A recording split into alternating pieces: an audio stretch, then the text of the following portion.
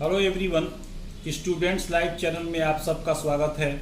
आज के इस वीडियो में हम सिंटेक्स के अंतर्गत प्रोनाउंस का रूल देखेंगे कि प्रोनाउन का यूज हम किस प्रकार से कर सकते हैं। सबसे पहले हम डिफिनीशन देखें प्रोनाउन का कि नाउन के स्थान पर प्रयुक्त किए जाने वाले शब्दों को हम प्रोनाउंस कहते हैं। जैसे मान लीजिए कोई एक वाक्य हो, उसमें एक नाउन है तो उसका बार बार हम नाम नहीं लिख सकते। मान लीजिए आता है तो हम एक नाउन के पहले यूज कर लेते हैं, उसके स्थान पर जब उसी का दूसरा बात देना हो तो हम उसका प्रोनाउंस यूज करते हैं।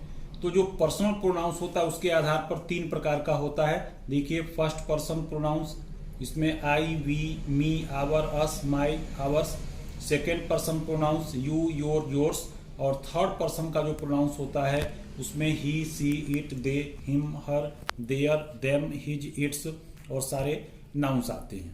ये तीन आपके पर्सनल प्रोनाउंस होते हैं। अब हम स्टार्ट करते हैं कि रूल्स रिलेटिंग टू प्रोनाउन, कि प्रोनाउन का यूज आप किस प्रकार से कर सकते हैं। पहला रूल इसका जो होता है वो ये होता है कि किसी भी प्रोनाउन का पर्सन, नंबर और जेंडर अपने पूर्ववर्ती नाउन के अनुसार ही होता है। मान लीजिए किसी प्रोनाउंस का आपको यूज करना है, ऑब्जेक्ट के फॉर्म में जा रहे हैं, वहां यूज करना है, तो हम देखेंगे कि हमारे यानी उस प्रोनाउन के पहले कौन सा नाउन यूज हुआ जिसके लिए वो प्रयुक्त हो रहा है, उसके अनुसार ही उसका नंबर और पर्सन और जेंडर होता है। जैसे देखें, फर्स्ट एग्जांपल दिया है, एवरी सन शुड ओबे। यहाँ पर हिज को अंडरलाइन आपका किया गया है, बोल्ड किया गया अक्षर में, पेरेंट्स। तो यहाँ देखिए, सन आपका चूंकि नाउन है, उसका प्रोनाउन हमको देना है, तो सन एक वचन में है, थर्ड पर्सन है, तो हम उसका प्रोनाउंस जो दे रहे हैं वह थर्ड पर्सन में ही एक वचन का दे रहे हैं, हिज पेरेंट्स।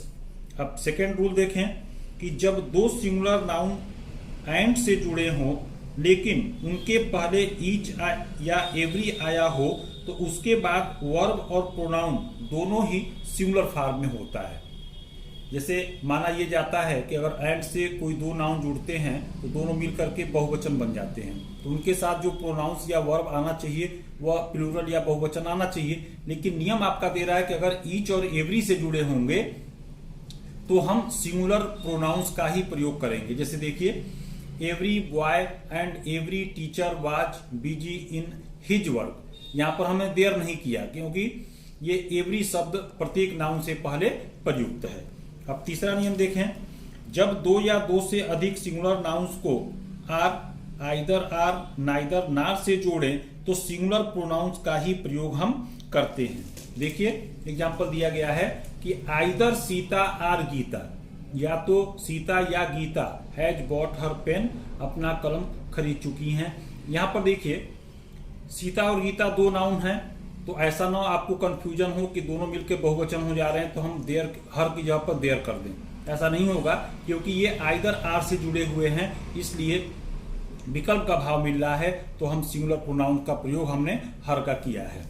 अब अगला देखें कि जब एक सिंगुलर सब्जेक्ट और एक plural subject are, either or या नाइदर नार से जुड़े हों तो प्लूरल सब्जेक्ट को बाद में लाते हैं और प्रोनाउन अपने पास वाले नाउन के अनुसार आता है। अब जैसे तीसरा रूल जो आपने देखा है उसमें नाउन आपका दोनों सिंगुलर में था, यहां दे रहा है कि एक सिंगुलर हो एक प्लूरल हो, तो हम क्या करेंगे, उसके लिए जो प्लूरल प्रोनाउंस होगा उसको हम बाद में रखेंगे और उसी के अनुसार हम प्रोनाउंस भी लेंगे। जैसे देखिए, एग्जाम्पल है, either Sohan or their friends forgot their books. देख रहे हैं यहां पर देयर फ्रेंड्स आपका प्लूरल फॉर्म में, तो हमने उसका जो प्रोनाउन लिया वह देयर हमने प्लूरल फॉर्म में लिया है। अब अगला नियम देखें कि जब दोनों या तीनों पर्सन का प्रयोग एक ही वाक्य में करना हो तो उनका हम इस प्रकार से क्रम रखते हैं कि पहले सेकेंड पर्सन, फिर थर्ड पर्सन और उसके बाद फर्स्ट पर्सन। इसके लिए आपको गणित के अंक 231 याद रखने चाहिए कि सेकेंड, फिर थर्ड और फिर फर्स्ट फॉर्म का यानी पर्सन का प्रोनाउन का प्रयोग होता है। तो दे रहा है कि इस प्रकार से क्रम से प्रयोग करें और प्रोनाउन अंत में रख लेते हैं। जैसे देखिए एग्जांपल दिया है, यू सेकंड पर्सन, ही आपका third person and I R fast friends. अब अगला नियम देखें, यदि किसी नाउन या प्रोनाउंस के बाद आई का प्रयोग होता है तो उसके साथ आने वाला प्रोनाउन फर्स्ट पर्सन प्लूरल में आता है। यह ध्यान रखेंगे आप। यहाँ देखिए प्रमोद थर्ड पर्सन में है, इसके साथ फर्स्ट पर्सन आई आया हुआ है, तो इसका जो हम प्रोनाउन लेंगे, देखिए वहां पर आवर किया गया है, तो वह आपका फर्स्ट पर्सन का प्लूरल फॉर्म होगा। यानी माई नहीं करेंगे, ये समझें आप कि आई है तो हम वहां पर माई कर लें, तो फर्स्ट पर्सन का आप प्लूरल फॉर्म का प्रोनाउन देंगे। यहाँ पर आवर लेसन किया गया है। यदि तीनों पर्सन एक साथ एक ही वाक्य में प्रयुक्त किए गए हों तो उनके साथ फर्स्ट पर्सन का प्लूरल प्रोनाउन का यूज हम करते हैं।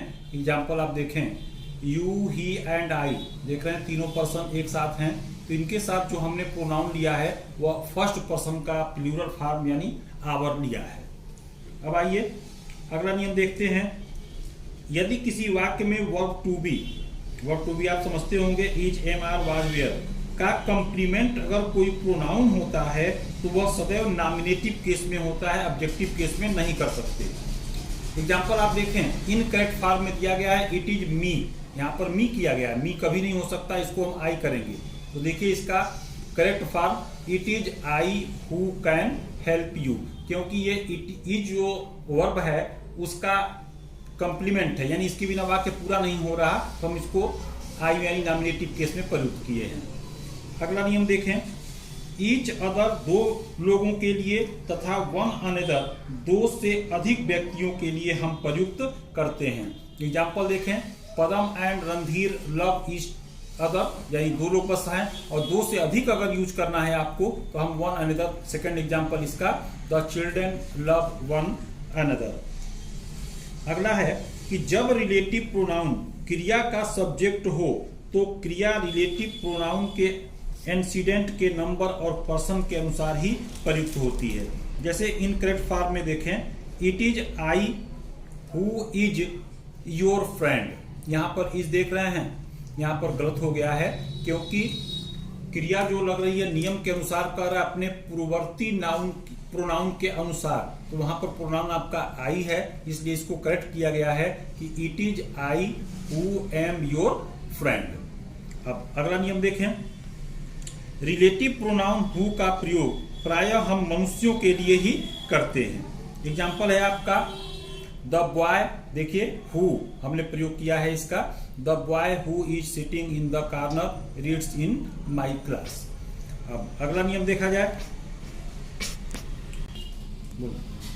जब एंटीसीडेंट के पहले सेम या सच का प्रयोग हो तो उसके बाद रिलेटिव प्रोनाउन एज का ही हम प्रयोग करते हैं। यानी कह रहा है कि मान लीजिए कहीं पर आपको प्रोनाउन रिलेटिव प्रोनाउन का प्रयोग करना है, ठीक है, और उसके पहले सेम या सच का प्रयोग हो। एग्जाम्पल आप देख लें, आपका एग्जाम्पल है इसमें, तो देखें इसका इनकरेक्ट दिया गया है, this is the same pen which I gave you. यहाँ पर देख रहे हैं नाउन के पहले सेम का यूज है, अब उसका प्रोनाउन हमको देना है तो हम विच का प्रयोग नहीं करेंगे, वहां पर हम एज का प्रयोग करेंगे। तो देखिए दिया गया है this is the same pen as I gave you.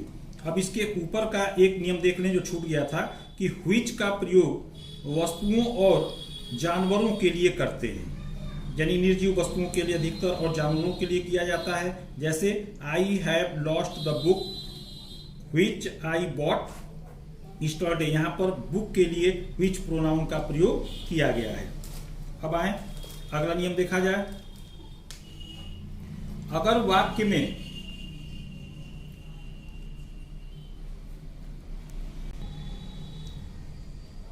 अब देखिए रिफ्लेक्सिव प्रोनाउन अकेला कभी भी किसी वर्ब का सब्जेक्ट नहीं बन सकता है, उसके पहले कोई ना कोई नाउन या प्रोनाउन अवश्य आता है। जैसे इसका इनकरेक्ट फॉर्म देखें, my self did this work, स्वयं इस कार्य को किया, नहीं हो सकता। इसका करेक्ट फॉर्म देखिए, माई सेल्फ के पहले उसका नाउन या प्रोनाउन हमने आई का यूज किया कि I myself did this work.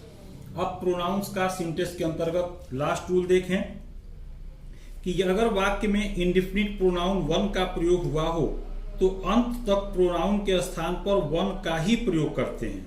जैसे देखिए एग्जाम्पल आपको पहला गलत दिखाया गया है कि one should do his work, हमने हिज किया, यहाँ पर हिज नहीं करना है, कह रहा है कि अगर वन है आगे तो लास्ट तक वन लेकर ही चलेंगे। तो देखिए इसका करेक्ट फॉर्म दिया गया है कि one should do one's work.